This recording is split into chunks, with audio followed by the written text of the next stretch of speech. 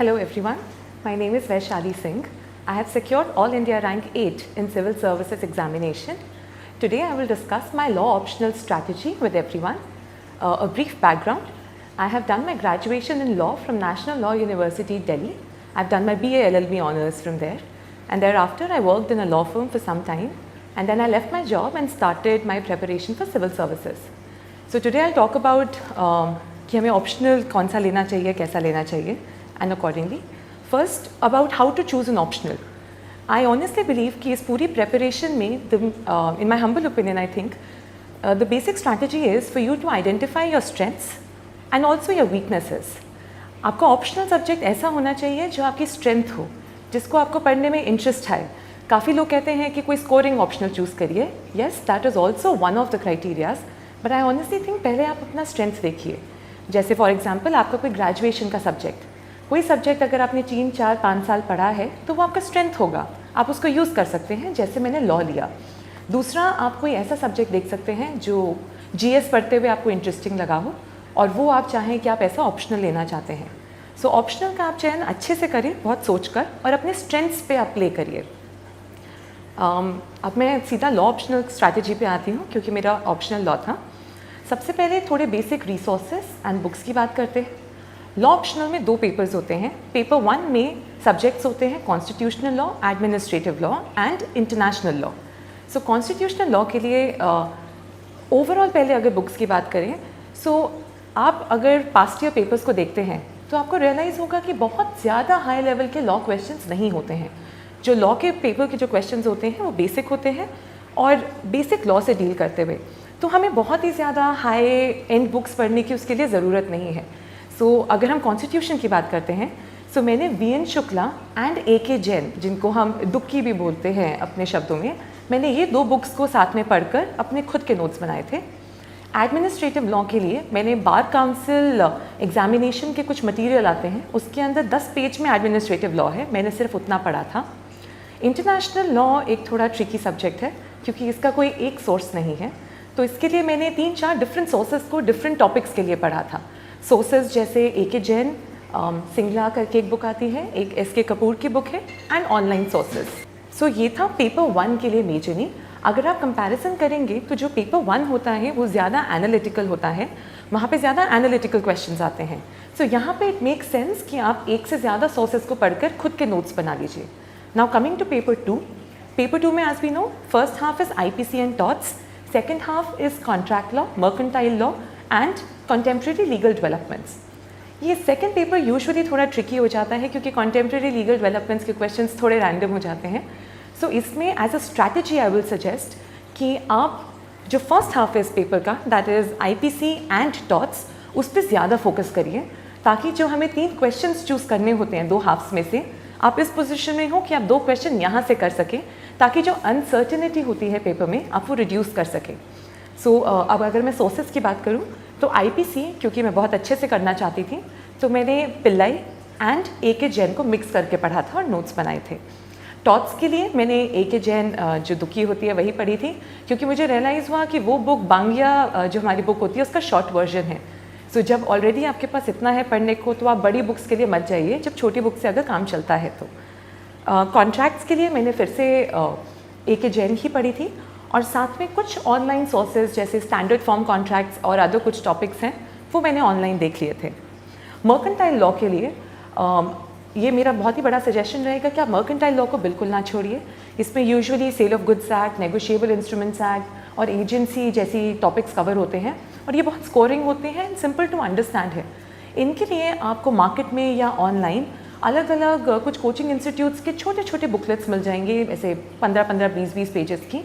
आप वो बुकलेट्स लेके वहाँ से पढ़ सकते हैं या फिर इनकी एक कंबाइंड बुक भी आती है ए.के. जैन की, आप वो भी ले सकते हैं. एंड फाइनली जो कंटेम्प्रेरी लीगल डेवलपमेंट है, ये सबसे ज़्यादा कंटेम्प्रेरी एरिया वाला टॉपिक है जहाँ से अलग अलग एरिया से टॉपिक उठ के आते हैं. एंड पर UPSC ने आपको एक ऑलरेडी लिस्ट प्रोवाइड कर रखी है, तो आप वो सारे टॉपिक्स ऑनलाइन पढ़ सकते हैं. मैंने ऑनलाइन ही पढ़ा था. जैसे कि मैंने IPR and competition law, Nishith Desai associates करके एक लॉ फर्म है, उनके PDFs आते हैं, वो बहुत ही कॉम्प्रिहेंसिव PDFs हैं एंड आप वहाँ से ये सब सोर्सेज पढ़ सकते हैं. ये थी मेरी पूरी बुक लिस्ट लॉ की. आई थिंक मुझे थोड़ा मेरा ग्रेजुएशन की जो नॉलेज थी वो इसमें हेल्प करी, बट मैंने अपने सोर्सेज बहुत ही लिमिटेड रखे थे ताकि मैं मल्टीपल रिविजन्स कर सकूँ। बिकॉज लॉ के अंदर आपको case laws, section numbers, article numbers याद रखना बहुत ज़रूरी है for you to differentiate your paper from a polity paper for example. Now coming to the strategy about the optional subject overall. So मेरा ये मानना है कि अगर आपके पास तैयारी करने के लिए अभी 1.5 साल हैं, आपने अभी स्टार्ट करा है, then you must start with your optional paper first. Because आपने एक बार अपना ऑप्शनल अगर साइड में करके रख दिया है, so you can keep revising it over a period of time.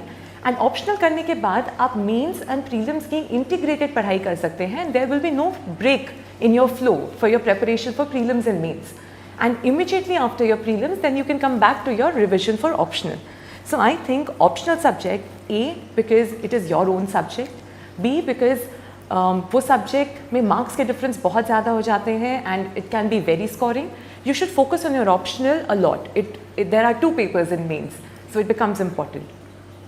Now coming to answer writing for law papers specifically, if you analyze past year के कुछ papers, then 2 तरह के questions आते हैं law के paper में. One is application based, जो थोड़े कम होते हैं, वो paper 2 में ज़्यादा मिलते हैं, and दूसरे theoretical या फिर critical analysis जैसे questions आते हैं. So अगर हम सबसे पहले application based questions की बात करते हैं, so मैं आपको example के साथ दूंगी तो आपको शायद better समझ में आएगा.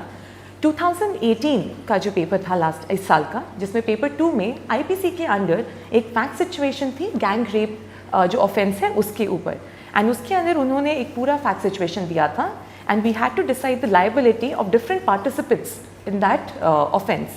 सो ऐसे सिचुएशंस और ऐसे केसेस के अंदर मेरा पैटर्न होता था कि एग्जामिनर को बहुत ही क्लियरली एक केस लॉ की तरह वो टॉपिक समझ में आए.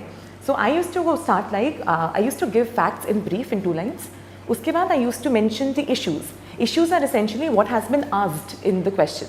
For example, here the issue was what is the liability of so and so persons. Then before coming to the facts directly, आपको एग्जामिनर को उस एरिया का पूरा लॉ समझा देना चाहिए.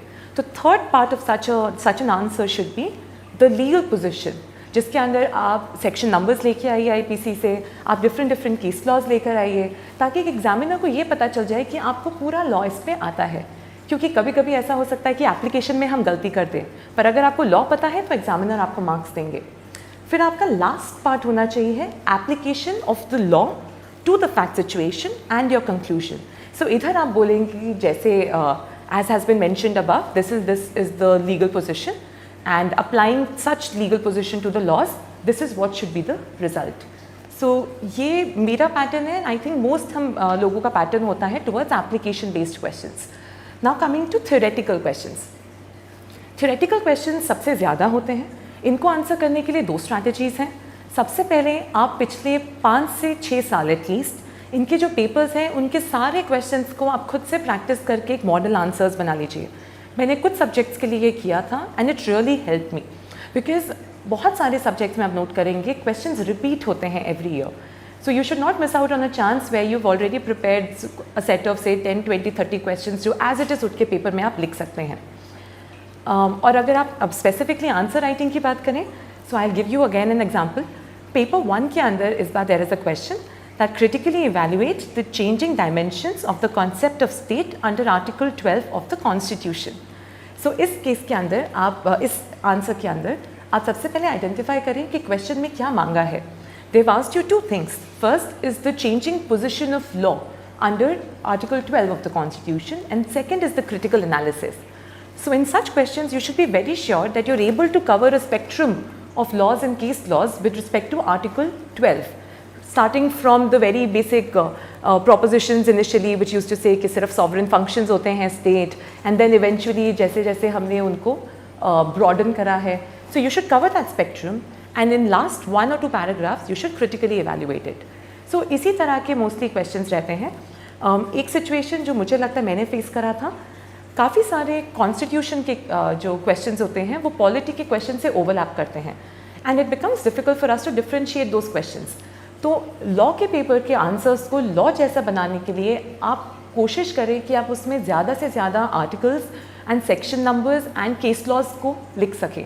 एंड ये कहना आसान है, बट आई नो मुश्किल हो जाता है याद करने के लिए। बट इससे डील करने के लिए मैंने अपने खुद के शॉर्ट नोट्स बनाए थे। सो हर इंपॉर्टेंट सब्जेक्ट के लिए I had a list of important articles and sections. I use to write just the headings of those sections so that मेरे को पढ़ते ही याद हो जाए। एंड उसके बाद I had a list of case laws divided subject wise, subject and topic wise, so that as soon as I see कि article 12 के ऊपर कोई क्वेश्चन आया है, I will go back and suddenly in my head I will revise all the case laws जो article 12 से deal करते हैं। सो स्पेशली लॉ के लिए I think having a case list and a list of section and article numbers will really help you for making your answers a proper legal answer, because it should be filled with authorities. Now coming to the question of answer writing practice and test series, थोड़ा unfortunately I do मतलब law की series उतनी ज़्यादा available नहीं है market में, but there are some institutes जो series देते हैं and आप उन institutes को join कर सकते हैं। बट मुझे ऐसा लगता है कि लॉ के लिए अगर आप सेल्फ प्रैक्टिस करते हैं और आप खुद के आंसर्स को पढ़ कर अगर कंपेयर करते हैं, कुछ बुक्स में मॉडल आंसर्स भी दिए होते हैं, तो पास्ट ईयर पेपर्स से बेटर प्रैक्टिस लॉ ऑप्शनल के लिए नहीं हो सकती है। सो आई डोंट थिंक कोई टेस्ट सीरीज ज्वाइन करना is essential, but you can. मैंने ज्वाइन करी थी बिकॉज मुझे प्रैक्टिस चाहिए थी, तो आप कर सकते हैं। नाउ कमिंग ऑन कोचिंग और self study. Now coaching or self-study का question varies from person to person. It varies from the comfort level of person to person. I think I can broadly divide us candidates into two categories when it comes to law optional. Some of us who have done our graduation in law and कुछ हम जो हमारा graduation किसी और subject में है, but we have chosen law as our optional. So वो बच्चे जिनका graduation law में है, मेरा honest belief है कि उनको कोई coaching की ज़रूरत नहीं है। आप already 3 से 5 साल law पढ़कर आ चुके हैं। And law की जो basic books हैं, they're very easy to understand. Parents are very easy to understand. So I don't think coaching में आपको अपना समय लगाना चाहिए। उतना ही टाइम आप खुद से पढ़कर अपने नोट्स बनाइए और उनको रिवाइज करिए, वो आपको ज़्यादा हेल्प कर सकता है। मैंने कोई कोचिंग नहीं ली थी लॉ को पढ़ने के लिए, बट वो बच्चे जिन्होंने लॉ ऑप्शनल अलग से चूज़ करा है, मुझे ऐसा लगता है कि क्योंकि लॉ काफ़ी टेक्निकल सब्जेक्ट हो जाता है for a newcomer, for you to make it easier for you, you can do both self-study or you can go for some coaching or some guidance or some online videos which can help you understand the basics of law. Once you catch hold of the basics of law, it will not be a problem for you. And if I have to, this was all about the basics of law optional, but अगर मुझे कुछ overall आपको guidelines देनी है, तो सबसे पहला यही कि try and complete your law optional as soon as possible. Try and keep your sources as limited as possible, because जो क्वेश्चंस पूछते हैं जो वर्ड लिमिट होती है उसके अंदर you can not put a lot, so cost benefit analysis यही होगा कि आप कम करें। लॉ ऑप्शनल पढ़ने में समय थोड़ा ज़्यादा लगता है क्योंकि जो ऑलमोस्ट पूरा सिलेबस लॉ का ग्रेजुएशन का वो इसमें कवर कर देते हैं, सो आपको 3 से 4 महीने कम से कम लग सकते हैं। इट्स ओके अगर आपको इससे ज़्यादा टाइम भी लग रहा है, मुझे शायद इससे ज़्यादा ही टाइम लगा होगा, तो कोई प्रॉब्लम नहीं है उसमें। आपको जो कंफर्ट लेवल है उस पर करें, पर अपने नोट्स ज़रूर बनाएं, बिकॉज ऑप्शनल को बाद में रिवाइज करने के लिए नोट्स ही काम आते हैं। Books will be too bulky for you to revise in the end. And as far as answer writing goes,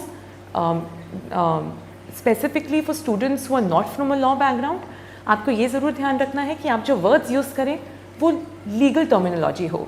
जैसे नॉन कॉन्स्टिट्यूशनल सही यूज़ नहीं होता है वर्ड का, अनकॉन्स्टिट्यूशनल सही यूज़ होता है। तो इस तरह के कुछ जो टर्मिनोलॉजी है वो अगर आप कैच कर लेंगे तो आपके लिए लॉ ऑप्शनल में ईजी होगा। So this is all about the law optional. You can ask me more questions in the comment section and I will be more than happy to help you out in this. Thank you.